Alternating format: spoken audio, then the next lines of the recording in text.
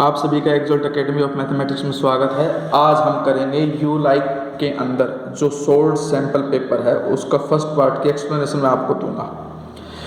आप ध्यान से सुनना, हर एक पॉइंट को क्लियरली आपको एक्सप्लेन करूंगा तो आप पाओगे कि कम समय में आप ज़्यादा टॉपिक्स क्लियर कर सकते हो।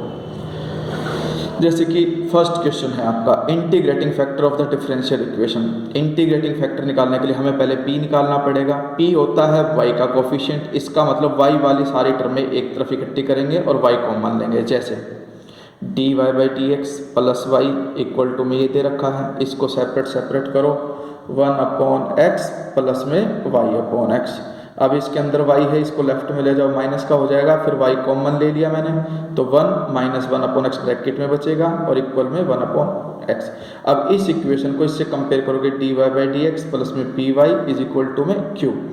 अब कंपैरिजन करके जो y का कोफिशिएंट है वो p कहलाएगा और जो इक्वल में है वो q कहलाता है।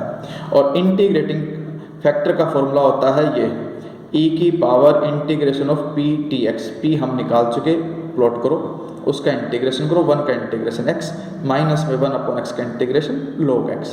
अब e की power x as it is into में e की पावर log x और जो माइनस 1 है वो यहाँ x की पावर माइनस 1 हो जाएगी, क्योंकि ये log की प्रॉपर्टी होती है n इंटू में log x is equal to में log x की पावर n। अब माइनस log x का मतलब है log x की पावर माइनस 1, तो इसलिए ये log x हो गया। उसके बाद e और log हट जाएंगे क्योंकि ये एक दूसरे के इन्वर्स फंक्शन होते हैं। e और log हटने के बाद e की x इंटू में x की पावर माइनस 1 यानी कि e की x अपॉन में x। ये आपके पास इंटीग्रेटिंग फैक्टर आ गया, यानी कि आपके पास b आंसर है। अब सेकंड क्वेश्चन देखिए। सेकंड क्वेश्चन में कहता है कि if sine inverse x is equal to y, then आप सभी को पता है कि जो साइन इनवर्स की रेंज है वो माइनस पाई बाई 2 से पाई बाई 2 होती है, यानी कि ये आपका आंसर होगा। इसको याद कर लेना, NCERT की बुक में भी टेबल में लिखी हुई है। फिर हमारे पास कंडीशन है कि if f x satisfy all the conditions of Rolle's theorem in 2 to 6 then 2 to 6 f dash x d x is equal to. तो रोज थ्योरम में कंडीशन ये होती है कि जो एफ बी है वो एफ ए के इक्वल होता है। अब डेरिवेटिव है, बाहर इंटीग्रेशन है, एक दूसरे का मतलब डेरिवेटिव और इंटीग्रेशन एंटी होते हैं, इसलिए जो इसका इंटीग्रेशन आएगा वो एफ एक्स आएगा। एफ एक्स में अपर लिमिट माइनस में लोअर लिमिट, यानी कि f6 माइनस में f2 आएगा। दोनों इक्वल होने की वजह से वैल्यू इक्वल में क्या आ जाएगी 0, क्योंकि रोज थ्योरम की एक कंडीशन होती है f b is equal to में एफ ए।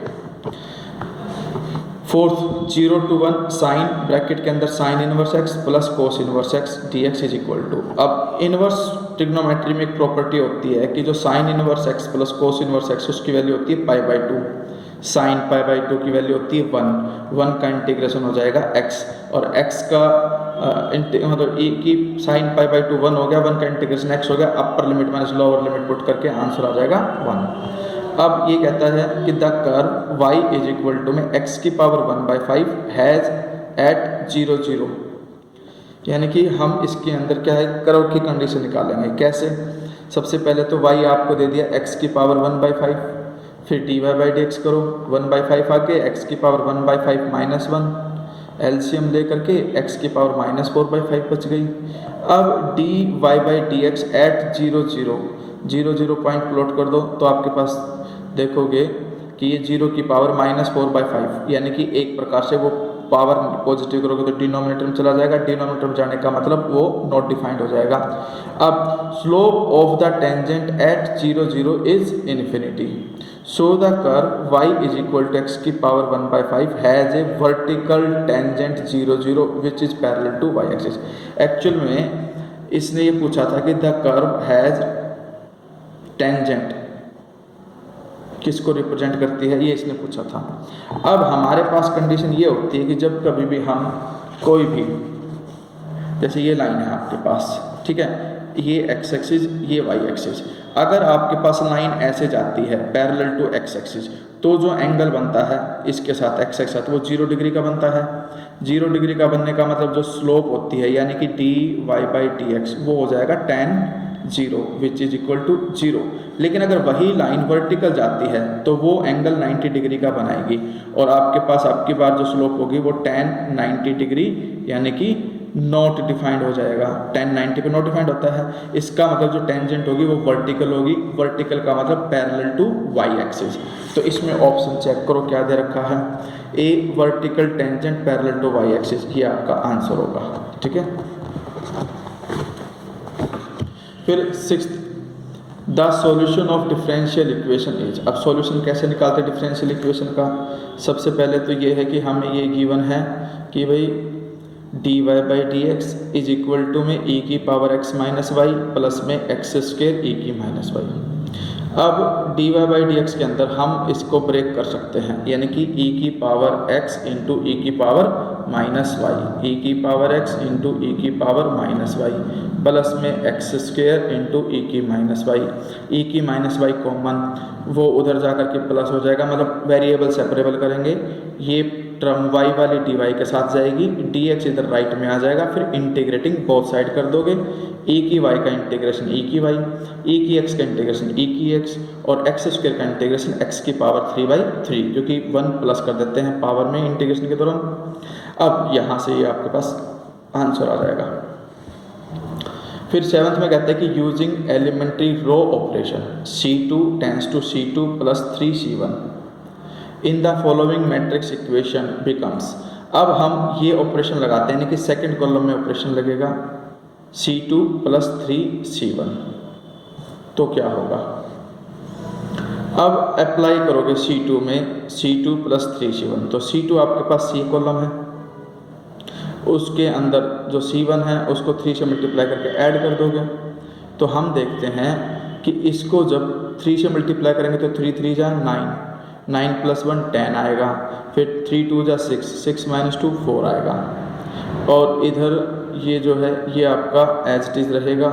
लेकिन जब कॉलम ऑपरेशन लगता है दो के प्रोडक्ट में, तो कॉलम ऑपरेशन बाद वाले में लगेगा। अगर ये ऑपरेशन रो होता तो रो मैं इसमें लगाता, लेकिन कॉलम है इसलिए बाद वाले मैट्रिक्स में लगेगा। सिर्फ ये C2 है, इसके अंदर इसको 3 से मल्टीप्लाई करके ऐड करोगे तो 3 इंटू 2 6, 6 प्लस 2 8, 3 इंटू 3 9, 9 प्लस 1 10, ये आपके पास ऑपरेशन लग गया। The area of the parallelogram whose diagonals are given by a and b is.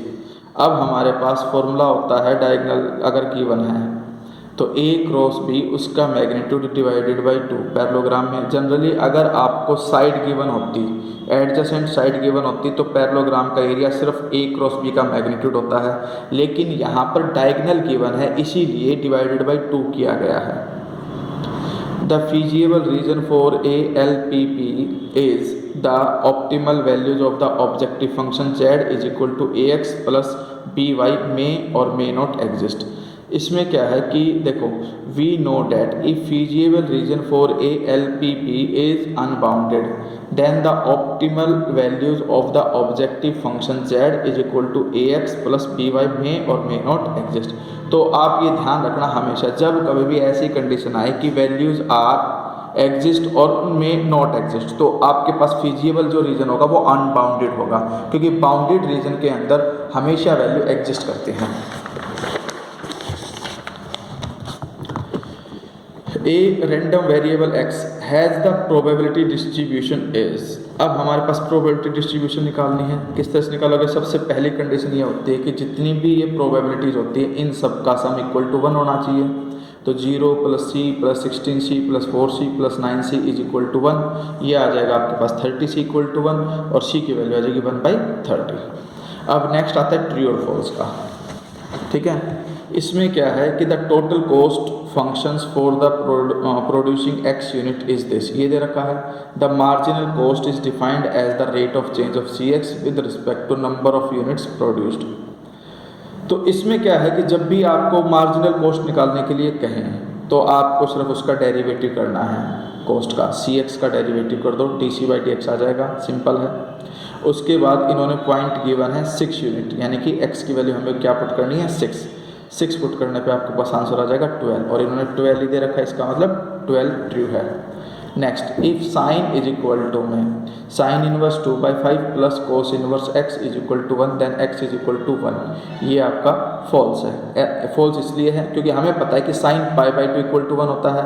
π/2 तब होगा जब ये दोनों वैल्यू इक्वल होंगी। ये 2/5 है तो x की वैल्यू 2/5 होनी चाहिए।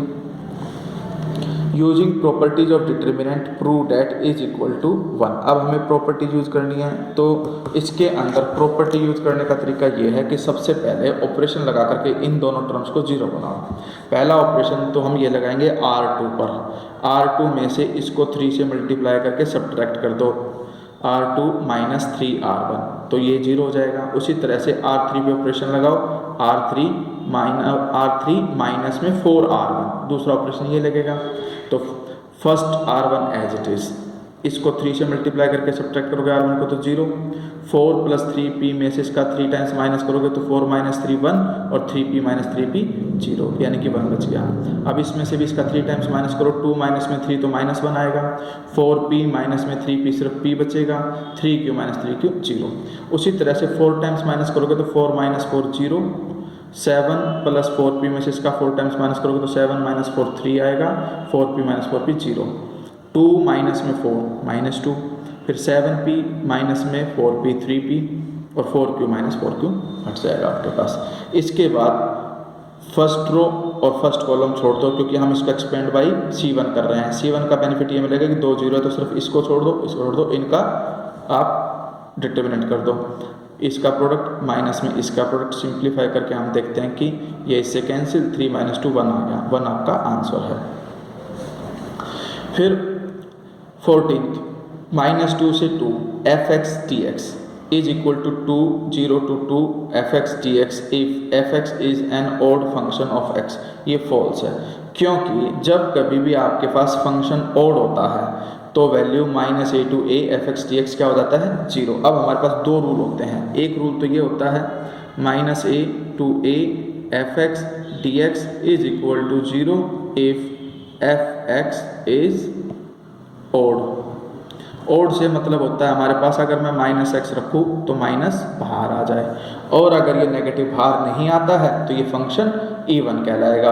और इवन में क्या होता है, इवन में आपके पास 2 बाहर आ जाता है, लिमिट 0 to a होकर के fx dx, यानी कि ये कंडीशन तब ट्रू होती जब फंक्शन आपका इवन होता, लेकिन ये ओड है इसलिए 0 होना चाहिए था, इसीलिए फॉल्स है। Mod of x is derivable for all values of x, याद रखना कि ये भी फॉल्स है क्योंकि जो मोड ऑफ x होता है वो 0 को छोड़ करके किसी पर भी डेरिवेबल नहीं होगा, तो ये कंडीशंस याद रखना। फिर आपके पास है if a and b are square matrices of the same order 3 such that mod of a is equal to 2 and ab is equal to 2i। अगर डिटर्मिनेंट ऑफ a 2 दे रखा है, a b की वैल्यू 2i दे रखी है, write the value of b। Simple सा है, आप क्या करो, a b is equal to 2i given है, टेकिंग डिटर्मिनेंट बोथ साइड, ये a b का डिटर्मिनेंट हो जाएगा determinant of a into determinant of b property होती है। दूसरी बात ये देखो कि i जो है किस ऑर्डर का है, इन्होंने ऑर्डर 3 बोल रखा है, तो हमारे पास रूल होता है कि डिटर्मिनेंट ऑफ a अगर यहाँ कोई वैल्यू है तो उसकी पावर जो है उतनी ही आएगी बाहर जितना उसका ऑर्डर है, ये लिख रखा है के ए का डिटर्मिनेंट k की पावर 3 डिटर्मिनेंट ऑफ a, क्योंकि ऑर्डर 3 है इसीलिए 2 की पावर 3 बाहर आएगी डिटर्मिनेंट ऑफ आइडेंटिटी मैट्रिक्स।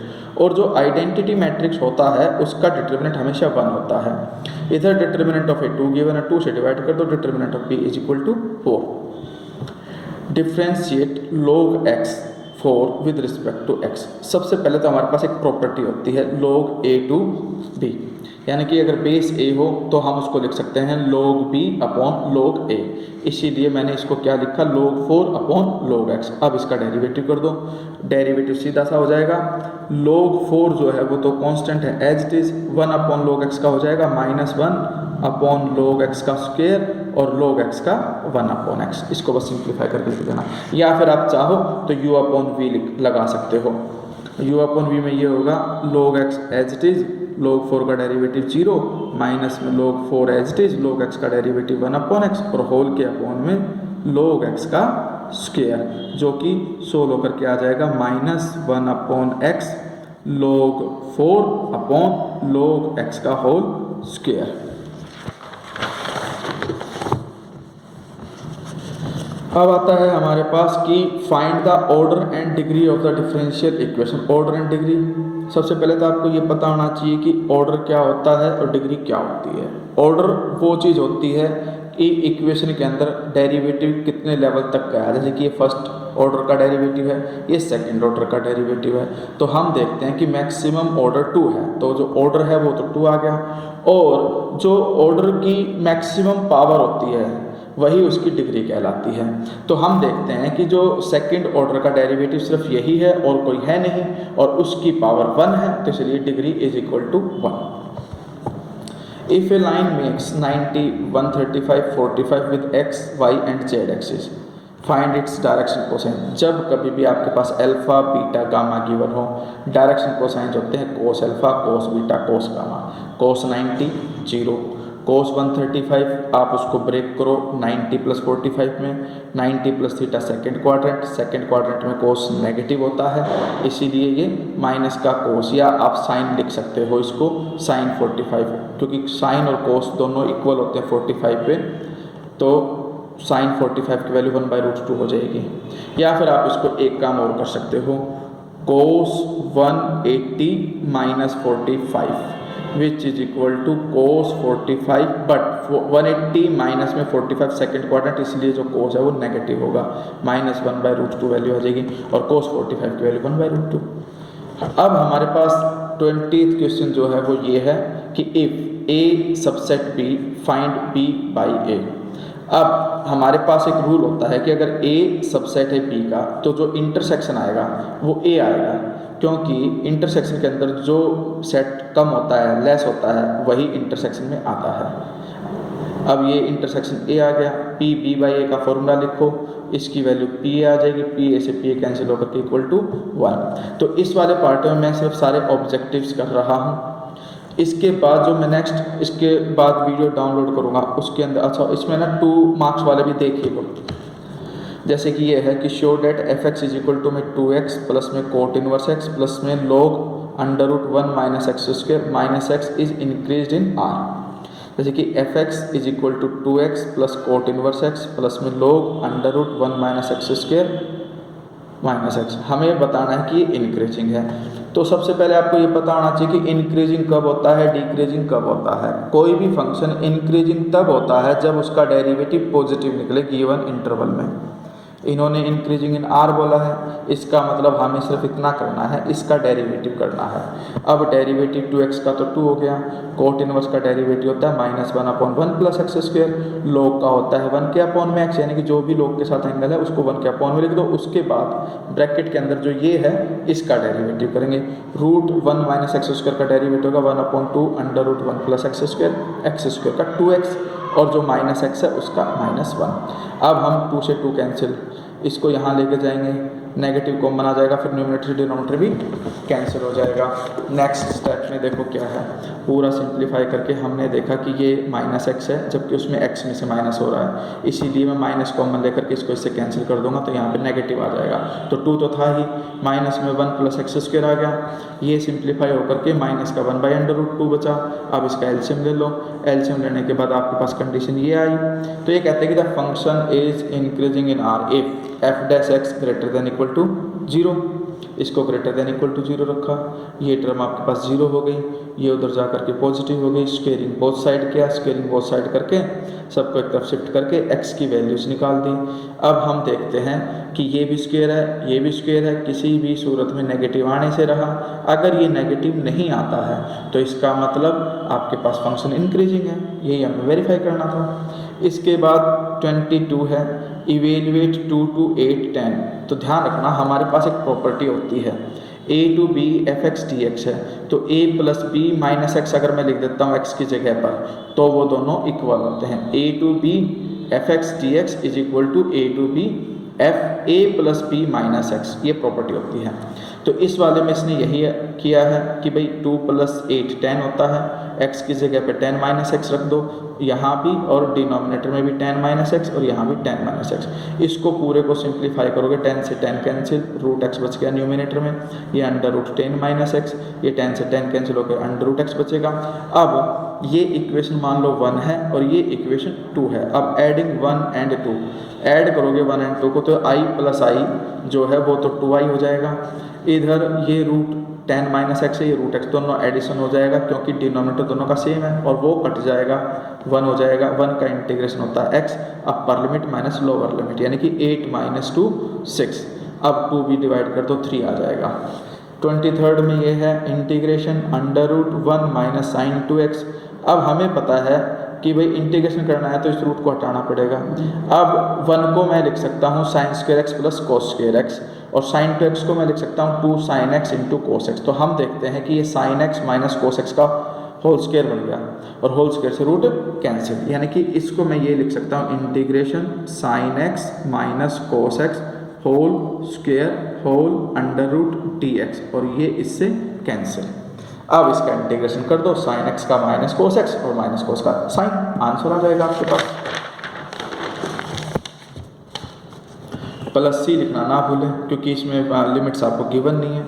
अब sin 1 2x dx का आपको इंटीग्रेशन करना है, तो हमारे पास बाई पार्ट होता है। बाई पार्ट में क्या होता है कि जब कभी भी आपके पास दो फंक्शन हो u और v dx, तो इंटीग्रेशन का फॉर्मूला होता है कि u as it is integration of v dx, फिर माइनस का साइन, इंटीग्रेशन में डेरिवेटिव तो लिखेंगे u का, इंटीग्रेशन लिखेंगे v का।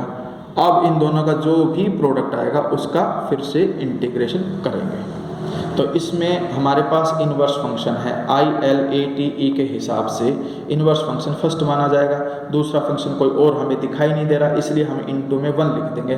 तो ये u ये v, इस फॉर्मूले में u और v की जगह पे वैल्यू डाल दो। u की वैल्यू साइन इन्वर्स, देखो u as it is v1, उसका integration minus derivative of sine inverse 2x integration of 1 dx। ठीक है, अब नेक्स्ट स्टेप में हम देखते हैं कि sine inverse 2x as it is 1 का इंटीग्रेशन होता है x, वो ये लिख दिया, फिर minus integration derivative of sine inverse x, वो होता है 1/√1 माइनस जो भी एंगल है उसका स्क्वायर। 2x का होल स्क्वायर हो गया 4x²। अब 2x था इसलिए 2x का भी डेरिवेटिव 2 और आएगा, ब्रैकेट क्लोज।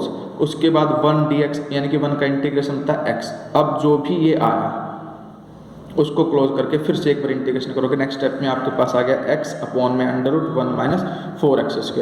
अगर हम एक चीज़ देखते हैं कि इसके अंदर जो रूट के अंदर है वैल्यू 1 माइनस 4x², क्योंकि ये क्वाड्रेटिक है, ये लीनियर है, अगर मैं इसको t मान लेता हूँ तो प्रॉब्लम सोल्व हो सकती है। 1 माइनस 4x² को t माना, minus 8x dx is equal to dt, यहाँ से x dx की वैल्यू निकाल दी, माइनस का 1/8 dt, ताकि मैं x dx की वैल्यू लिख सकूँ। अब नेक्स्ट क्वेश्चन के अंदर ये x as it is sine inverse 2x as it is -2 integration upon में √t लिख दिया, x dx की जगह पे माइनस का 1/8 dt लिख दिया। अब माइनस का 1/8 तो बाहर आ जाएगा, -2 से मल्टीप्लाई होकर के 1/4 बचेगा, t की पावर है -1/2। अब इसका इंटीग्रेशन कर दो, t की पावर -1/2 में +1 करोगे तो प्लस की 1/2 बचेगी पावर, और उसी से आप डिवाइड कर दोगे। अब t की वैल्यू वापस रख दो, ये आपका आंसर आ जाएगा। फिर नेक्स्ट 24th क्वेश्चन हमारे पास आता है, if the sum of 2 unit vectors is a unit vector, prove that the magnitude of their difference is √3। ये हमें वेरीफाई करना है, यानी कि 2 यूनिट वेक्टर है, उनका सम अगर हम करते हैं, वो भी अगर एक यूनिट वेक्टर आता है, तो उनके डिफरेंस का जो मैग्नीट्यूड होगा वो √3 आएगा। इसके लिए ये है कि determinant of a is equal to 1 because a is unit vector, b is unit vector, therefore magnitude of b is equal to 1, and sum of जो वेक्टर्स है उसका मैग्नीट्यूड भी 1, क्योंकि वो भी यूनिट वेक्टर है। अब a प्लस b के मैग्नीट्यूड का स्क्वायर मैं लिख सकता हूँ a plus b dot a plus b, इसमें मल्टीप्लाई करो a डॉट b, फिर b dot b। Next step में a डॉट a मतलब magnitude of a square, a dot b plus में a डॉट b लिख सकता हूँ पलट करके, क्योंकि डॉट प्रोडक्ट कॉम्यूटेटिव होता है, a डॉट b को मैं b डॉट a लिख सकता हूँ, ये चीज़ है। अब a dot b plus a dot b 2 a dot b, इसमें इसकी वैल्यू 1, इसकी वैल्यू 1, इसकी वैल्यू 1, हमने ए डॉट बी की वैल्यू निकाल दी, वो सोल्व होकर के -1 आ गई। नेक्स्ट स्टेप में अब हमें डिफरेंस का निकालना है, तो ए माइनस बी के मैग्नीट्यूड का स्क्वायर, और वो होता है a minus b dot a minus b, a dot a minus में ए डॉट बी, फिर माइनस बी डॉट ए और minus minus plus b dot b. इन सब की वैल्यू हमारे पास है, यानी कि ये तो मैग्नीट्यूड ऑफ ए स्क्वायर, ये माइनस का 2 ए डॉट बी और ये मैग्नीट्यूड ऑफ बी का स्क्वायर, सब की वैल्यू हमारे पास है। रख दो इसकी वैल्यू 1, इसकी वैल्यू 1 और ए डॉट बी की वैल्यू हम निकाल चुके हैं 2 ए डॉट बी की वैल्यू -1, यानी कि इस पूरे की वैल्यू -1 रख देंगे। तो आप देखोगे कि 1 हो गया, ये माइनस का था प्लस का 1 हो जाएगा और ये +1 विच इज इक्वल टू 3। फिर square taking square root both side, तो √3 वैल्यू आ जाएगी ए माइनस बी की। और में ये क्वेश्चन है कि अगर ए गिवन है, बी गिवन है, सी गिवन है, scalar triple product of a b c, तो स्केलर ट्रिपल प्रोडक्ट से हमारा मतलब होगा कि डिटर्मिनेंट निकालेंगे ए के एलिमेंट, बी के, सी के, यानी कि ए के जो हैं वो 2, 3 और 1 फर्स्ट रो में, बी के 1, -2 और 1 सेकंड रो में, और सी के -3, 1 और 2 इसमें। ठीक है, ये कंडीशन डिटर्मिनेंट सोल्व करके आंसर आ जाएगा। फिर 25th में यह है कि a and b throw a pair of dice alternatively, a wins the game if he gets a total of 7 and b wins the game if he gets a total of 10। If a starts the game then find the probability that b wins. तो ये conditional probability का question हो गया। इसमें यह है कि e denote the event of getting a total of 7 in throw of pair of die, यानी कि ए जो ई है वो गेटिंग ए टोटल ऑफ 7 है, F denote the getting a total of 10 है। तो ई और एफ बना लो पहले। 1 6 7 आता है, 2 5 7 आता है, 3 4 7 आता है, 4 3 7, 5 2 7, 6 + 1 7। 10 में सिर्फ ये होंगे 4 + 6, 5 + 5 और 6 + 4। अब प्रोबेबिलिटी ऑफ ई का मतलब 1 2 3 4 5 6 एलिमेंट है, टोटल 36 होते हैं पेयर ऑफ डाइस में, तो 6/36। नॉट ई का मतलब 1 में से सब्ट्रैक्ट कर दो। वैसे ही पी ऑफ एफ में सिर्फ 3 एलिमेंट है, तो 3/36। नॉट एफ का मतलब 1 में से सब्ट्रैक्ट कर दो। If a starts the game then a wins if throw 7 either in first और थर्ड और फिफ्थ स्टार्ट करेगा, तो इसमें कंडीशन ये बनेगी कि भाई पहला ड्रॉ करे विन कर जाए, फिर पहले पे विन ना करे, दूसरे पे भी विन ना करे, तीसरे पे विन करे, तो इस तरह से कंडीशन चलेगी।